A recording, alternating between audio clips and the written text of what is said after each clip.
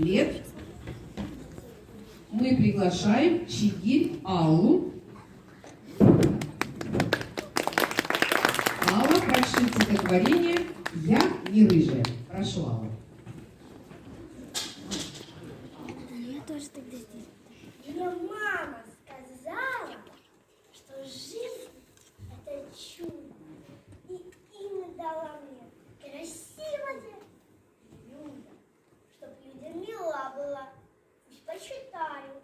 Но только девчонки об этом не знают.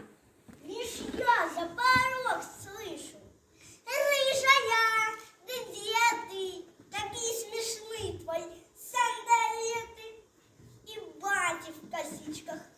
Ну прямо принцесса. Мне очень обидно. Умру я от стресса. За что так со мною? Играть